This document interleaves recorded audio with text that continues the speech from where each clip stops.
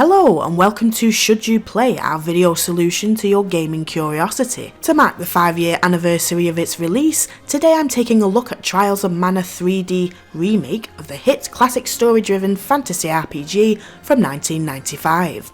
This third instalment in the Mana series is set in a gorgeous and colourful fantasy world where the player controls 3 plucky protagonists accompanied by a fairy. Their quest? To hunt down the legendary Mana Sword to stop Benevodon monsters from being released and destroying the world. I'm surprised we haven't covered this game yet on the channel, but we had only just started Amalgamingle in 2020 and we certainly weren't around in 1995. So we thought, sod it, let's do a review now and let people know how this remake holds up 5 years later. Oh, and I'm also flying solo for this review, since my regular co-host Craig has a sore throat and can barely talk. Which is just as well, since I'm the only one of us who has actually played Trials of Mana. Before I get started, please note that although there will be no story spoilers, I really wanted to show some gameplay footage of character classes and different means of traversal that you gain in the game to give viewers and potential players a better idea of what to expect. So, if you don't want to see those things, then spoiler alert. So first of all, let's talk about the story and characters. Although the game does have an overarching story like we mentioned in the video introduction, the different characters in this game also have their own individual story arcs, which are one of the best things about Trials of Mana. There are a few games out there that make you want to start a new game directly after finishing them, but Trials of Mana has a replayability factor that a lot of other games lack. This is mainly due to the fact that you can choose between 6 different main characters who have different story arcs that make the adventure unfold in new and interesting ways, including how and where in the world the game even starts and who the final game boss is. There's Duran, the mercenary swordsman who seeks revenge upon the Crimson Wizard for attacking his home of Valsena. Then there's Hawkeye, a member of the Naval Sand Fortress Thieves Guild who is framed for murder by an evil witch and is forced to flee. We also have Kevin, a half-human, half-werewolf Prince of Ferolia, who dissents against plans to invade a city and is subsequently exiled. We also have 3 lovely ladies to choose from. There's Angela, Princess of the snowy ice-covered Altena, who flees the city after her mother teams up with the Crimson Wizard and nominates Angela for sacrifice due to her inadequate magical abilities. Angela vows to become a powerful mage and gain her mother's acceptance. We then have Charlotte, a half-elf granddaughter of the Priest of Light in Wendell, who sets out on a mission to find a missing cleric called Heath. And finally we have Reese, my favourite female character owing to her impressive magical abilities. Reese is princess of a mountainous wind kingdom called Laurent, and army commander who goes in search of her kidnapped brother Elliot and seeks a way to regain control of her kingdom, which was invaded by Naval ninjas. The characters and their individual stories fit into 3 interconnecting subplots, and the main plot is determined by who you choose as your main character. Duran and Angela oppose the Crimson Wizard, Hawkeye and Reese aim to stop Belladonna, and Kevin and Charlotte oppose Gormand. For those looking to platinum Trials of Mana, you will need to create 3 separate save files in order to get each individual trophy awarded for defeating each main villain. Each character has a unique personality and skill set also. My favourite party setup is having Duran as my main character, Kevin as my second, and Reese as my ranged magic queen.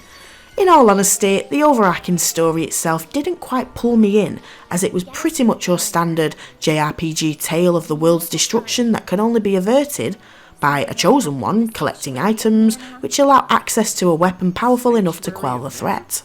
Additionally, the delivery of character lines sometimes felt frustratingly slow. That's just my opinion though, I am sure that some fans of the Mana series will disagree. Anyways, my point is that it was the gameplay itself, especially the combat system, that was the unique selling point for me.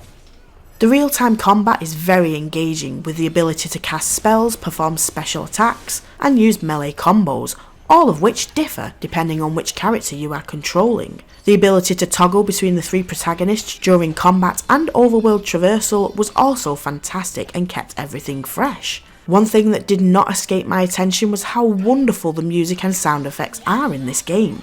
The combat sound effects are fantastic. I have come to really enjoy the sound of the characters' feet plodding along pavements, the noise of collecting CS particles, the celebratory sound when characters level up, the noise of breaking pots and opening chests, and the sound effects used when planting seeds in the pot. According to my research, the fantastic sound effects were created by Kevin Patel. The original musical score was composed by the talented Hiroki Kikuta, and the new arrangement featured in the remake was a collaborative effort between several artists at Square Enix. The music is often innocent sounding, light-hearted and fun. They did a great job at adapting the earlier arrangement to the contemporary audience, and the music and sound effects are very impactful. Anyways, that was a little bit of a tangent. Let's get back to the combat itself. Each character has a different combat approach. Kevin can slash enemies with his claws and transform into a wolf form at night. Duran is your typical swordsman but is very strong. Hawkeye is more of an agile dual-wielding rogue. Reese and Angela are great at ranged attacks. And Charlotte is more of a brute force magic wielder and summoner. Every character has something unique to offer the team. You collect CS particles to charge up your CS gauge that allows you to perform special skills that come with short animations and are fun to watch and initiate. An item wheel and a separate spell wheel can be accessed during combat too, in order to access healing items, spells and other useful things you might need.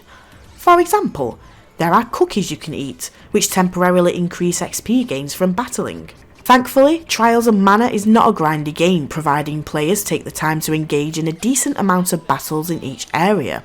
But consuming cookies is not the only way you can influence XP gains. The amount of XP you get from battles depends on fulfilling certain battle conditions, such as defeating an enemy within 10 or 20 seconds and whether or not you win without being hit. It's very interesting and I personally love this feature. It gives you a goal to always have in the back of your mind when engaging the enemy.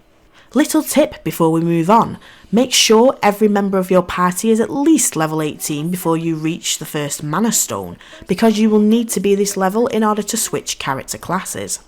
Speaking of, the classes are brilliant. It might have been better to have more than 2 classes for each character to choose from, but choosing between light and dark paths worked very well here. It's nice to see how far your character has come since their humble beginnings. Next, let's talk about the world itself, which is gorgeous thanks to the remastered graphics. The graphics in this game are comparable to Dragon Quest XI Echoes of an Elusive Age, mixed with some Studio Ghibli giving us a cartoony, vibrant and colourful palette. I often found myself mesmerised at how good random things looked in this game, such as brick walls and pavements. It felt quite detailed, and although they were not aiming for graphical realism for the remaster, I really love the whimsical looking childlike fantasy graphics style.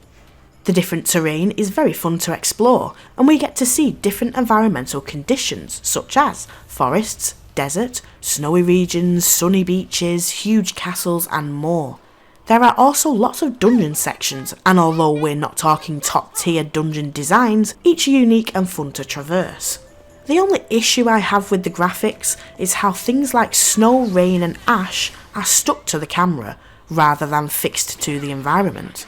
Once I noticed this, I could not unsee it. It's very distracting. The GTA Trilogy Remaster did the exact same thing and received quite a backlash. However, the issue with GTA primarily being that it greatly obscured the player's view. Despite this, the way the game looks definitely enhances the joy of playing it. The towns are such adorable little hamlets that have loot and chests located in all the nooks and crannies around the buildings. Not to mention the little cactus that can be found in every area, and each found contributes to a passive gameplay perk, such as showing chests on the map or granting trader discounts. Now here comes the tiny spoilers that I have to talk about. The means of traversal you get are fantastic. I was initially disappointed at the lack of fast travel or other significant means of sea or air travel available in Trials of Mana. When they introduced the boat that you can't control at all, I thought that they were just being a big tease, dangling the unexplored potential of open world roaming, but how wrong I was. Not long after, our new friend Vuskav was introduced to help us navigate the seas. This was a wonderful surprise.